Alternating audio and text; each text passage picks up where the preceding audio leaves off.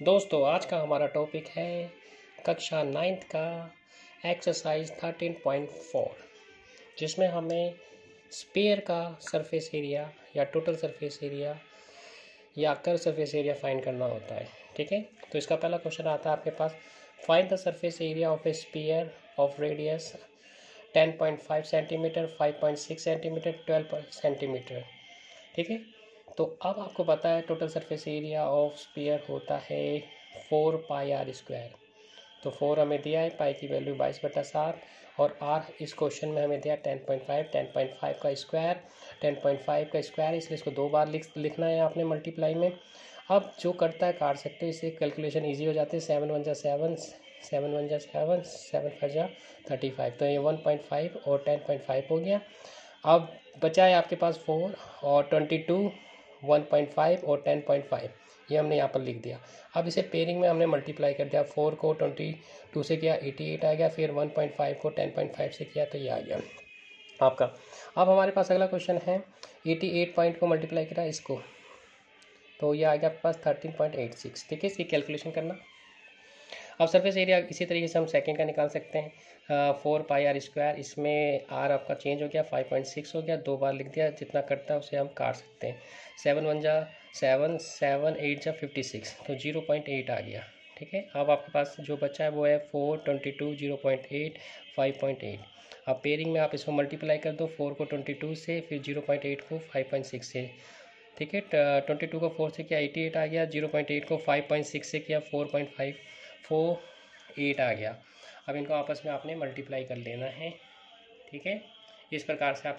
अब जो अगला क्वेश्चन है उसमें आपको रेडियस की जगह डायामीटर दिया हुआ है। अब डायामीटर में आपने क्या करना है, सबसे पहले या तो आप डायरेक्ट फार्मूला लगा दो उसका। ठीक है, उसका एक नया फार्मूला मैंने बनाया। ठीक है, आप 4πd का हाफ का स्क्वायर।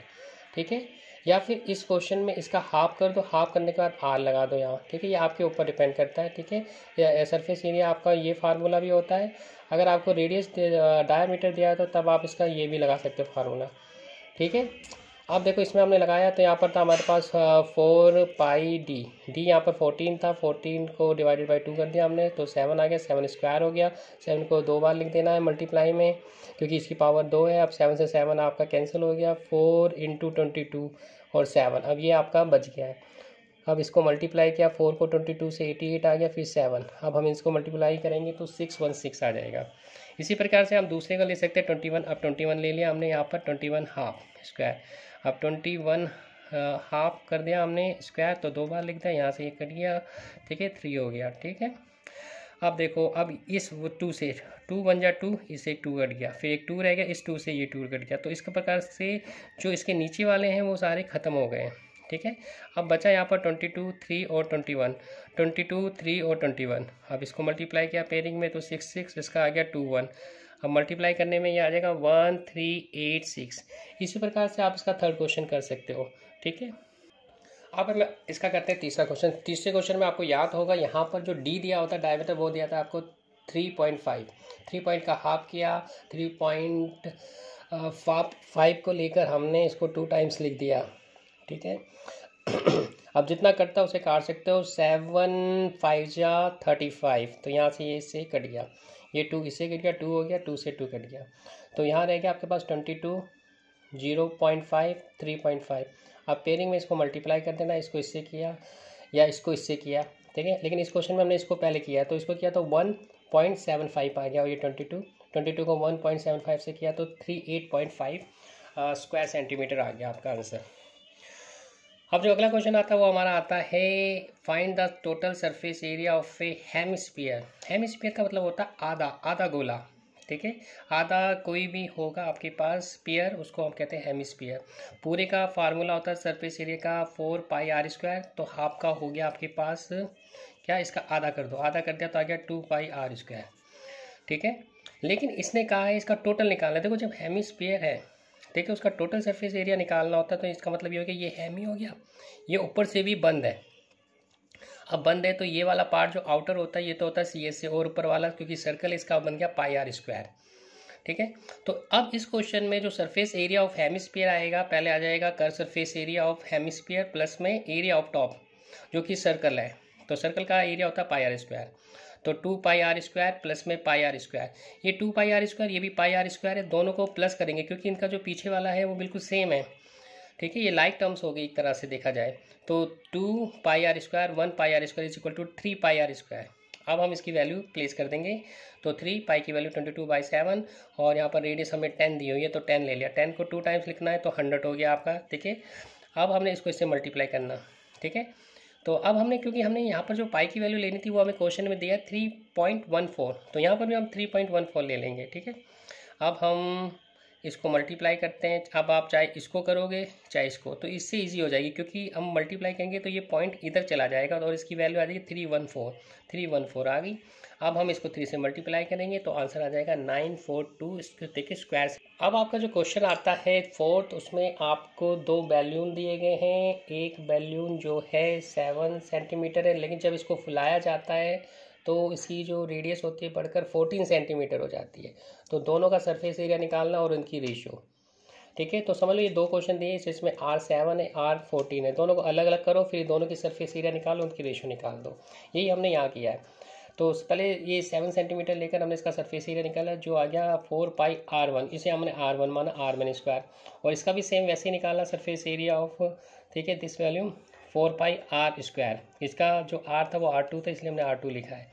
अब दोनों की रेशियो निकालनी है तो इनको हमने लिख दिया, इसको यहाँ लिख दिया और इसको यहाँ लिख दिया। अब जितना कटता है काट दो, ये चीज़ कट गई ये वाला पार्ट, ठीक है, 4 पाई दोनों में से कैंसिल हो गया, तो R1 स्क्वायर R2 स्क्वायर, तो R1 स्क्वायर R2 स्क्वायर, तो R1 हमारे पास थी 7 और ये थी 14, तो ये स्क्वायर है तो 7 इंटू 7 14 इंटू 14, ठीक है। अब हम देखें तो ये देखिए 7 1 जा 7 2 जा 7 1 जा 7 2 जा, तो ये 1 2 इंटू 1, फिर यहाँ पर भी 2, तो 1 को 1 से किया 1, 4 को 2 को 2 से किया 4, तो इसकी सिंपलेस्ट रेशो आ गई 1:4 रेशो। अब हमारा 5th क्वेश्चन आता है जिसमें कि आपको हेमिस्फीयर दिया गया है, एक बाउल है, ठीक है ना, उस बाउल के अंदर आपने एक टीन की प्लेटिंग करानी है, मतलब उसको आपने टीन चढ़वाना है अंदर के पार्ट्स में। तो देखो एक सर्कल होता है, सर्कल को जब हम काटते हैं तो 2 हेमिस्फीयर मिल जाते हैं, ये हेमी हो गया आपके पास हेमिस्फीयर, ये हेमिस्फीयर। तो इस तरीके से अगर हम सोचेंगे कि एक पूरा आपके पास क्या है, ये आपके पास ये पूरा स्पेयर उसका हाफ कर दिया, पूरे का फार्मूला होता है देखिए ना 4 पाई R स्क्वायर, तो जैसे हमने इसको हाफ किया तो ये 2 में डिवाइड हो गया, तो इसका फार्मूला आ गया 2 पाई R स्क्वायर।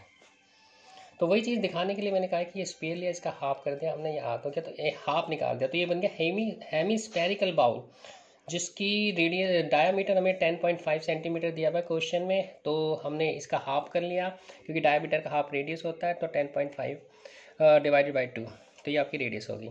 अब क्योंकि हमें इनर पार्ट में टीन की प्लेटिंग करनी है तो इसलिए हमें इनर सरफेस एरिया फाइंड करना है, तो हमने इनर सरफेस एरिया के लिए देखिए ना CSA का फार्मूला लगाया 2 पाई R स्क्वायर, क्योंकि ये हाफ है इसलिए 2 आया है, ठीक है। अब R हमारे पास था 10.5 divided by 2, 10.5 divided by 2 power 2 है इसलिए 2 बार इसको लिखा। अब जो करता है काटो, देखो काटा कैसे, 7 1 जा 7, 7 1 जा 7, फिर 5 15, देखिए 35, तो इस तरीके से ये 35 हो गया, तो ये 2 इससे कट गया, ये 2 से ये कटा 11 हो गया, 11 1.5 10.5, 11 1.5 इंटू 10.5। अब हमने इसको डेसिमल वाले को पार्ट को पेयरिंग में मल्टीप्लाई करने से कैलकुलेशन ईजी हो जाती है, आप भी ऐसे ही करना, गलती कम होगी, ठीक है। इसको मल्टीप्लाई का गया 15.75, ठीक है, ये हो गया 11, अब 11 को इससे किया तो आपका जाएगा 173.25 स्क्वायर सेंटीमीटर्स।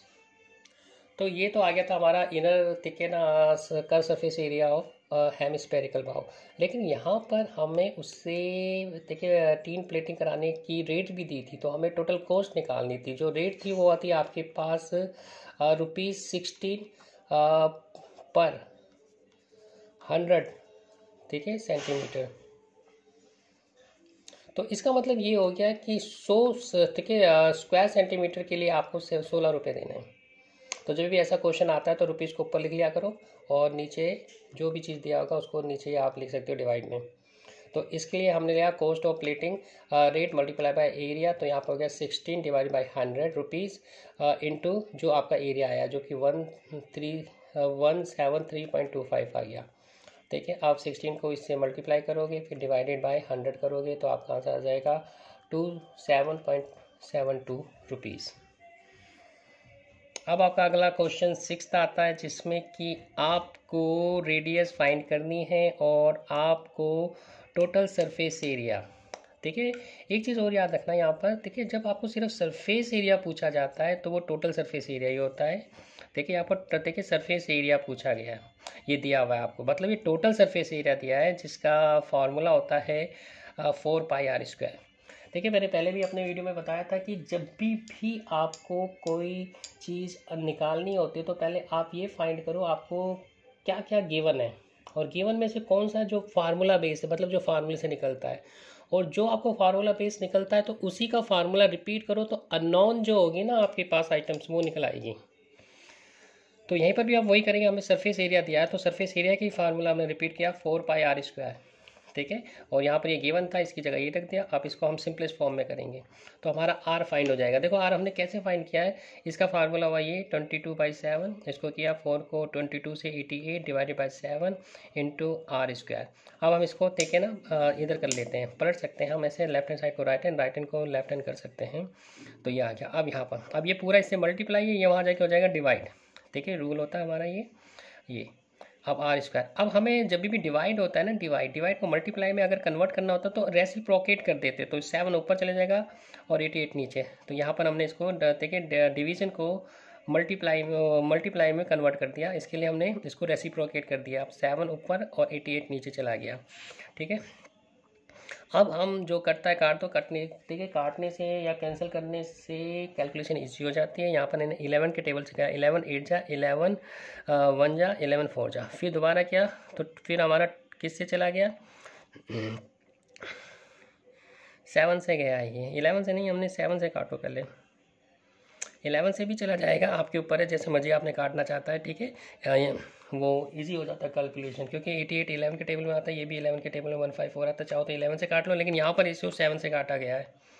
और 2 से 11 8 जा और 11 14 जा, फिर दोबारा 2 से काटा 4, ये हो गया आपके पास 7 इसका। आप तो आपका आंसर आ जाएगा 7 इंटू 7 49, और ये हो जाएगा आपके पास 4। अब ये r² है तो इसका स्क्वायर रूट निकालना 49 और 4 का, जो कि 7 और 2 होता है। 7 2 को 7 डिवाइडेड बाई 2 हुआ तो 3.5 सेंटीमीटर इसकी रेडियस आ जाएगी। ठीक है, अब आपका अगला क्वेश्चन आता है जिसमें आपको बता रखा है कि जो मून जो होता है, मून का जो डायामीटर है वो अर्थ की डायामीटर का 1/4 है। तो दोनों के सरफेस एरिया की रेशियो फाइंड करनी है। तो हमने इस क्वेश्चन में पहले मान लिया ठीक है, अर्थ का जो डायामीटर है वो d है, तो अब मून का इसका 1/4 है तो d डिवाइडेड बाई 4। ठीक है, अब दोनों की सरफेस एरिया निकालते हैं। ठीक है, और उनकी सिंपलेस्ट रेशियो फाइंड करते हैं। तो सरफेस एरिया ऑफ मून और surface area divided by surface area of earth, तो ये हो गया 4π, और जो मून का जो आपका रेडियस होगी या डायमीटर, यहाँ डायमीटर दिया तो डायमीटर इसका ये दिया, इसका अगर हम हाफ करेंगे तो ये, तो जब हम ऐसे करते हैं तो ये सिंपलेस्ट फॉर्म में आ जाता है d/8। ठीक है, तो इस तरीके से ये हो जाएगा आपका। ठीक है, ये तो कैंसिल हो गया, 4π इसका भी, तो यहाँ बचा, ये सिंपलेस्ट फॉर्म में लिख दी। ये कैसे आई ये मैंने यहाँ बता दिया है आपको। इसी तरीके से जब अर्थ का करोगे, अर्थ का डायमीटर है ये, इसका दोबारा से हाफ करना है, तो ये एक लगा के रेसिप्रोकेट कर दिया, तो d डिवाइडेड बाई 4। तो यहाँ पर हो गया d डिवाइडेड बाई, ठीक है ना, 4। ठीक है, यहाँ लिख दिया। अब देखो फिर वही आ गया।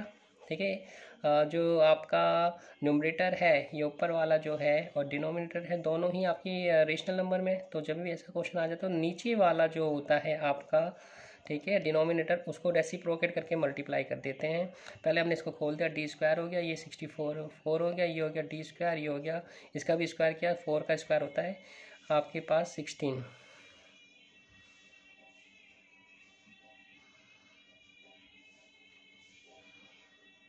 ये 16 होगा यहाँ पर, ये क्वेश्चन में 16, फिर सेम 16 ऊपर आ गया, तो इसको काटोगे तो ये 1/4 हो जाएगा। ठीक है, 16/4 हो गया। ठीक है, ये आपका आंसर है। अब क्वेश्चन नंबर 8 आता है जिसमें हमें एक स्टील से बना हुआ हेमिस्फेरिकल बाउल दिया गया है और उसकी थिकनेस दी गई है, और इसकी जो इनर रेडियस है वो गिवन है और थिकनेस दी गई है। हमें आउटर का सरफेस एरिया निकालना है। ठीक है, ये वाला पार्ट निकालना है। अगर हमें आउटर निकालना है तो इसका मतलब हमें आउटर रेडियस पता होना चाहिए। तो आउटर रेडियस हमने निकाली, वो हो जाएगी इनर रेडियस प्लस में thickness of the bowl. Inner radius है 5 सेंटीमीटर और थिकनेस ऑफ द बाउल है 0.25, ये हमने लिख दिए। तो इस प्रकार से 5 सेंटीमीटर 0.25 सेंटीमीटर को प्लस किया तो 5.25 आपके पास आ गई रेडियस। अब इसका कर्व सरफेस एरिया निकाल देंगे, क्योंकि ये है में, तो इसका फार्मूला है 2πr²। आर आपके पास है 5.25, इसका स्क्वायर 2 टाइम्स लिख दिया आपने। और अब जो करता है काट दो, तो ये हमने काट दिया 7 के टेबल से, ठीक है, 0.75 आ गया। तो अब आपके पास बचा है 2 × 22, 0.75 और 5.25, ये हमने यहाँ लिख दिया। अब हमने पेयरिंग में इसको मल्टीप्लाई कर दिया, ये 44 हो गया, और इसको मल्टीप्लाई करा तो 3.9375, इसको मल्टीप्लाई करना 173.25 स्क्वायर सेंटीमीटर, ये आंसर हो जाएगा। अब आता है क्वेश्चन नंबर 9। ये राइट सर्कुलर सिलेंडर आपको दिया गया है, ये सिलेंडर, इसके अंदर ना एक स्पीयर बिल्कुल फिट आ रहा है, ऊपर से भी और यहाँ से भी, लेफ्ट और राइट से भी। तो जब भी ऐसी सिचुएशन आ जाती है तो इसका मतलब ये है कि जो इसका जो डायमीटर्स होगा स्पीयर का, वही रेडियस, वही डायमीटर होगा सिलेंडर का, और इसकी जो हाइट होती है वो भी जो होगी, बस इसमें ये समझने का है, इसकी जो हाइट होगी सिलेंडर की वो डायमीटर के इक्वल होगी स्पीयर के। तो ये चीज़ हमने पहले क्लियर कर दी। Sphere is just enclose in circular cylinder, तो radius of sphere is equal to radius of cylinder and diameter of the sphere is equal to height of cylinder. तो पहले हमें फाइंड करना था surface area of the sphere, sphere का तो हमें पता है 4πr²। फिर सेकंड में हमें करना है, ठीक है, curve surface area of cylinder, तो curve surface area of cylinder होता है 2πrh। लेकिन हमें पता है जो हाइट है, हाइट ऑफ सिलेंडर है, वो equal to diameter of sphere, ठीक है। तो यहाँ पर हमने इसका डी लिख दिया, ठीक है, और डी जो होते हैं वो रेडियस का डबल होती है, तो यहाँ पर फिर हमने डी की वैल्यू जो है 2r लिख दी। तो अब देखा जाए एक आर ये रहा, जब ये मल्टीप्लाई होगा तो ये r² हो जाएगा, और ये 4, देखिए न्यूमेरिकल वैल्यू तो नंबर से होगी मल्टीप्लाई, तो ये इसको 4 बना देगी। तो आपका अल्टीमेट इसका आंसर आएगा 4πr²। अब कहता है कि जो आपने फर्स्ट में और सेकंड में जो रेशो निकाली वो निकाली है आपने, ठीक है ना, एरिया निकाला, उसकी रेशो निकालो। तो फर्स्ट में तो हमने निकाला ये, सेकंड में निकाला ये, तो रेशो निकाल लें। तो ये फर्स्ट वाला हमने लिख दिया, ये सेकंड वाला हमने लिख दिया, दोनों की रेशो निकाल लें। तो रेशो के लिए सिंपलेस्ट फॉर्म में लिखना होता है, तो 4π दोनों का कैंसिल हो गया, r² कैंसिल हो गया, r तो बचा 1 1, तो सिंपलेस्ट रेशो आ गई 1:1, ठीक है।